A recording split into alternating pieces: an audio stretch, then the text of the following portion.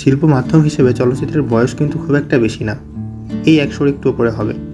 কিন্তু সারা পৃথিবী জুড়ে এখন বিনোদনের সবচেয়ে বড় মাধ্যমের একটি এই চলচ্চিত্র। চলচ্চিত্রের ক্যানভাস অনেক বড়, তাই শিল্পীর জ্ঞানের ক্যানভাসটাকেও বড় করতে হয় এই শিল্প তৈরির জন্যে। আজকে কথা বলবো ইহতিশাম আহমদের লেখা চলচ্চিত্র নির্মাণে 1 ডজন টিপস বইটি নিয়ে।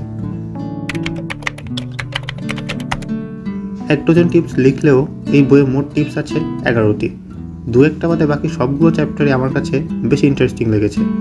টিভির নাটক আর চলচ্চিত্রের স্ক্রিপ্টিং কেন আলাদা, একটা সিন আর সিকোয়েন্সের মধ্যে কী পার্থক্য, চলচ্চিত্রের রং যে কত বড় একটা সাবজেক্ট, ফোকাস ইত্যাদি বিষয় নিয়ে লেখক এই বইয়ে আলোচনা করেছেন।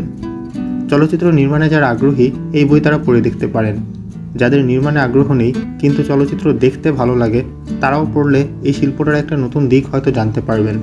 যেই একটা অধ্যায়কে ঠিক টিপস বলা যায় না, সেই অধ্যায়ে লেখক চলচ্চিত্র সম্পর্কে বেশ কিছু মজার তথ্য দিয়েছেন।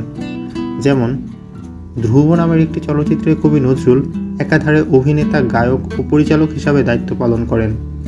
দি লাস্ট কিস ঢাকায় নির্মিত প্রথম নির্বাক চলচ্চিত্র। ঢাকার নবাব পরিবারের সদস্যরা এই চলচ্চিত্র নির্মাণ করেন। জার্মানের বার্লিন চলচ্চিত্র উৎসব হিটলারের পৃষ্ঠপোষকতায় শুরু হয়। আকারে বইটি বেশ ছোটোখাটো, তাই একটানে পড়ে ফেলা যায়। এবার আসি একটা গুরুত্বপূর্ণ পয়েন্টে। ইউটিউবের এই যুগে চলচ্চিত্র নির্মাণের জন্য কেন বই পড়বেন, এই কথা আমি আগেও বলেছি।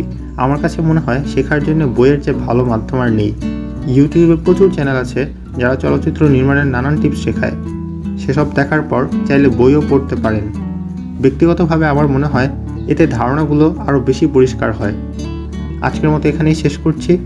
দেখি কোনোদিন হয়তো আমিও না হয় শুরু করব লাইট, ক্যামেরা অ্যান্ড অ্যাকশন।